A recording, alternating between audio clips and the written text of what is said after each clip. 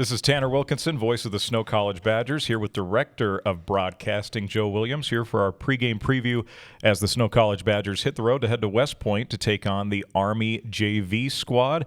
Joe, Badgers hoping for a little bit of a bounce back after a disappointment last Thursday. I made this comment to you during the game and after the game. I don't know that I've seen that many personal fouls and unsportsmanlikes going both ways in one game. It felt like there was a play, and then the next play, flag, next play, flag. Just constant the entire night. You know, and a lot of those penalties, like you said, went on both sides. I think it would surprise Snow fans when you looked at the final stats. Tyler had more penalties and penalty yardage than Snow. Now, not by much, but we're going to talk to Coach Erekson about this. In my opinion, both teams made a lot of mistakes in the game, and it came down to who capitalized most on those mistakes, and the answer was clear. It was Tyler. I fully agree with you. And, you know, that's going to be something that Snow's going to have to tighten up. They can't play like that if they want to win the rest of their games this season. They've really got to tighten it up. And, you know, going to West Point, that's going to be a disciplined team. That's going to be a team ready to play, and it's going to be a challenge for them. Yeah, great venue. We're playing where the Varsity FBS Army Black Knights play, and that's going to be a really exciting atmosphere for some of these kids who, you know, that's the aspiration, right? You come to junior college, you want to take that next step to go be a Division I player, get to play in a Division I stadium, which is kind of a cool thing. But this is a big game for the Badgers because the schedule tightens up after this, right? You had your first big challenge of the year against Tyler, didn't go the way you thought, but then you get Lackawanna at home, Iowa Western at home, and then on the road at Georgia Military, 3 other ranked teams. And while that may seem daunting for some, this is a perfect opportunity for the Badgers. Get stuff right this week, build that momentum, and see if you can get back into the playoff conversation with those 3 ranked teams. These next 4 games are the gauntlet for the Badgers. It's going to be a test. It's going to be a test for them, and if they can come out victorious in these things, in these games, it is really going to help them going into a possible postseason. And I just want to make one more note here. I texted you about this when we first found out that we were going to this game, that we're broadcasting it. The last time, I want you to guess, when was the last time that a Utah college team played at West Point? So here's a trick answer. Okay. The last time a college team was scheduled to play at West Point was 2020. BYU was supposed to go out. Correct. Did not happen due to COVID, which was crazy because that was a rescheduled game over another game that got canceled with COVID. Yeah. All came back. You sent me this, and I don't remember the exact year. It was either the mid-1960s or the late 1930s.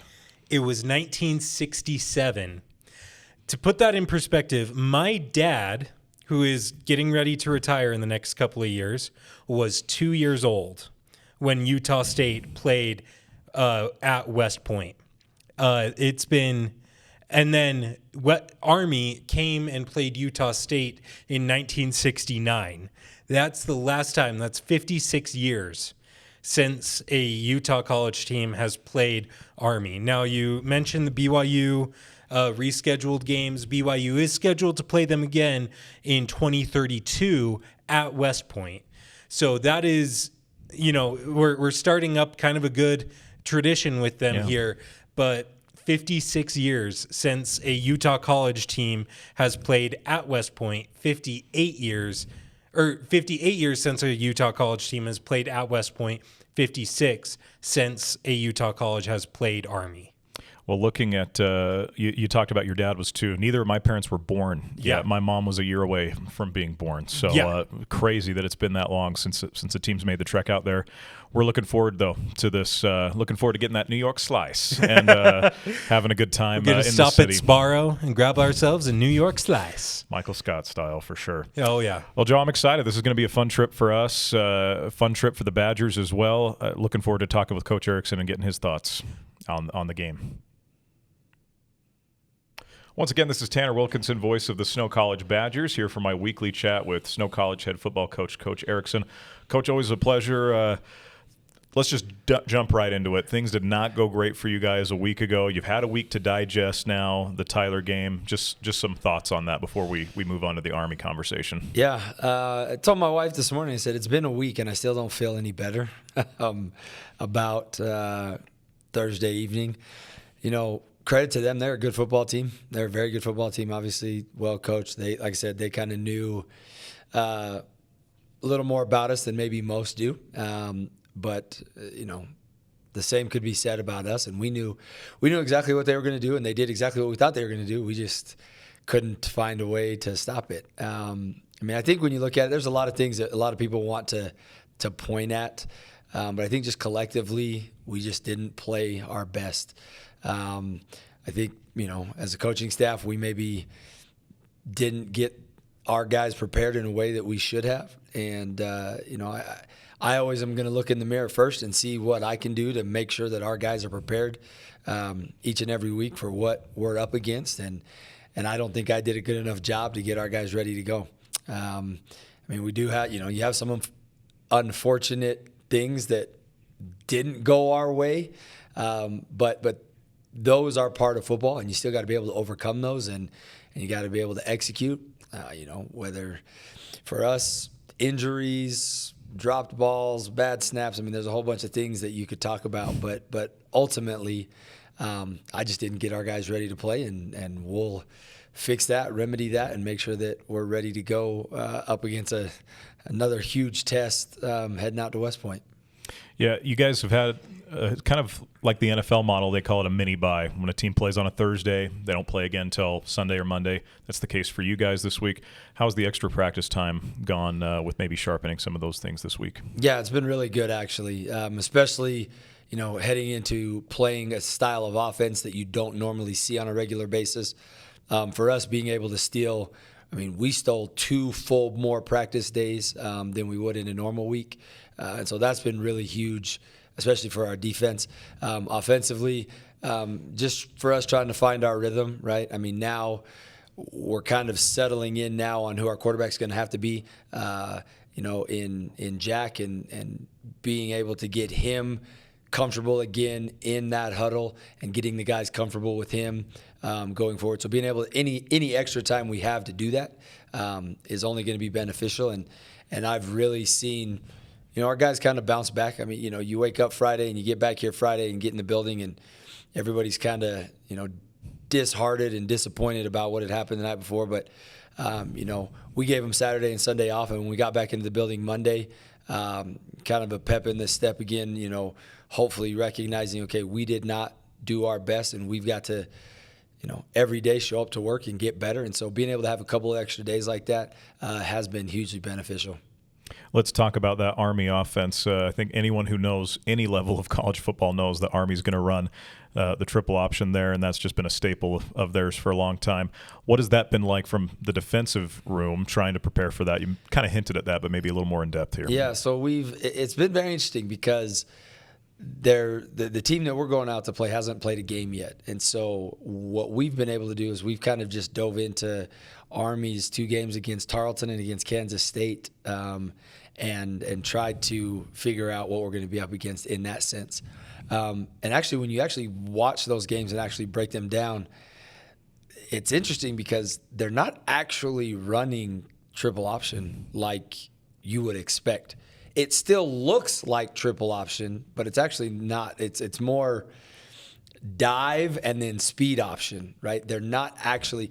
I think in the 2 games that we've been able to kind of dive into with their, that Tarleton and that Kansas State game, I think a total of maybe 4 snaps where they actually leaving guys unblocked in a traditional triple option sense right now. Now, somebody that doesn't know any better, when they're watching it, they're going to think it's triple option because it still looks the same. But in triple option, you're going to leave a shade unblocked, and you're going to read him for a pull or a give. Then you're going to leave a defensive end or a linebacker unblocked for a pitch or a pull. And it's not true triple option in that sense. And so, but it is still something that is dreadful to prepare for because they have so many options in what they want to do. And then their counters off of that are usually touchdown plays. Like as you break that down, they've run dive, speed option, triple option over and over and over again, and they almost lull you to sleep. And then the next thing you know, boom, they show you the same action, and then they turn that blocker into a wheel route, and nobody is around him for 30 yards. And so trying to keep our guys disciplined and understanding that they have to play extremely assignment sound football this week has been something that it's very unique because, again, you see this once a year, maybe once every other year. And so kind of transitioning into that type of a mindset going into the game is something that, is pretty tough. And so we just hope that our guys, again, like I said, having the 2 extra days is huge because they've seen it. And not only have they seen it, but our attack team guys have gotten better at it all week. And so by the end of the week, hopefully we feel like our guys have been able to give them a pretty good look. And so, we'll see. We'll see what happens. Let's talk what you guys want to accomplish offensively now, week to week, trying to get better. What have you seen out of the Army defense, and what are you looking for the offense this week?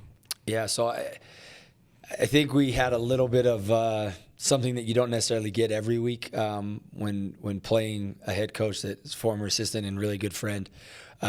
Sunday we actually got on the phone together and spent about an hour on the phone talking about, okay, what were you trying to stop? What, back and forth. And so really good insight because sometimes when you self-scout, you still miss some certain things. Sure. And so in that conversation with Tanner, it was good because I know what we're really good at, and that's running the football.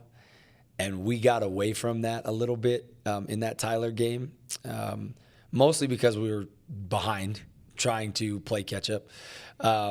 But as teams prepare for us, their number one goal is, okay, how do we stop their run game, their power run game? And so I think for us, it's going to be hugely important for us to try to get out there and establish our power run game against a power run game team. And so one of the things, a plethora of the things that we've been working on this week on the offensive side of the ball is, number one, we have to be efficient. We have to finish drives. Every drive that we get has to end in points. Obviously, you have to take care of the football to make sure that happens. In that Kansas State game that was played last weekend that Army played, Kansas State's offense only had 7 plays in the entire second half. They had, maybe it was 8 plays. They had a 4-play drive right at the beginning of the third quarter, and they didn't get the ball back. Now, granted, there were some unfortunate things that transpired, but they didn't actually get the ball back, their offense, until 2 minutes in the game. And they went on a 2-minute drive and then threw an interception on like the 3rd or 4th play. And so our guys are aware of that. We're aware of that as coaches. And so offensively, we've got to be super efficient, and we've got to finish with points on the board because, we may not get that many drives, right? In a game where, in a typical game, we're going to run somewhere between 70 and 80 plays. This game, we might run 30 to 40. And so that's just the way, because of the way Army's offense operates, our offense, that's part of their strategy, is keep their offense on the field, keep our offense off the field. And so just being efficient and finishing, we talked again about that in the previous week. We've got to finish. This week is even more important to make sure that every drive finishes with points somehow, some way, because we may not get very many opportunities. You talk about each week, the head coach mentality, right? Each week's important. How important is it for you guys to focus in on this week, knowing you got 3 more ranked opponents back to back to back? How are you keeping the guys from overlooking this coming Monday? I think the guys have done that all on their own. I think it's been really, again, a unique situation where we've been studying a FBS football team. And I think that's been something that's been really exciting for our guys. And so, they're seeing a game film from Mickey Stadium where we're actually going to go play, and they know the caliber of team that we're about to go face. And so I think it's been pretty easy, maybe not easy, but the guys this week have really understood we've got to be focused in on this. And when the game plan this week is so unique and so specific to this one opponent, it's helped kind of narrow their focus into, we don't really have time to even start to peek at Lackawanna or Western or Georgia Military. We are all focused in this week on going to West Point and being able to win. And also, I think, we've got a really bad taste in our mouth. In our home opener, we came out and we did not play very good in front of our home stands and our home fans. And, I think our guys take that personally. I take that personally. We didn't do what we expect to do, especially at home. And so to be able to just get back on the field, we're kind of chomping at the bit to kind of get that nasty taste out of our mouth and be able to go out there and hopefully execute at a much higher level, because it's going to take us being immensely better than we were the last time we took the field to hopefully not have a very long ride home Tuesday morning. Well, Coach, appreciate the time. Best of luck getting out there, and hey, we'll see you at West Point. Yeah, glad you guys are coming. Can't wait.